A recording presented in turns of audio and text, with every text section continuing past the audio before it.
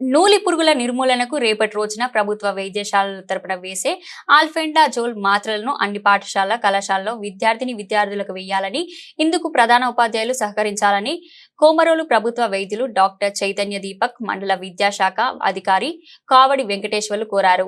ఆంధ్రప్రదేశ్ ప్రభుత్వ ఆదేశాల మేరకు రేపటి రోజున రాష్ట్రంలోని అన్ని పాఠశాలల్లో విద్యార్థులకు ఆల్ఫెండాజోల్ మాత్రలను వేసి పిల్లలతో నూలి పురుగుల నివారణకు కృషి చేస్తున్న కారణంగా ప్రకాశం జిల్లా కోమరోలు మండలంలోని అన్ని పాఠశాలల్లో ఈ కార్యక్రమం నిర్వహించడం జరుగుతుందని ప్రభుత్వ వైద్యులు డాక్టర్ చైతన్య దీపక్ మరియు మండల విద్యాశాఖ అధికారి కామెడి వెంకటేశ్వర్లు పాఠశాల ప్రధాన ఉపాధ్యాయులను కోరారు.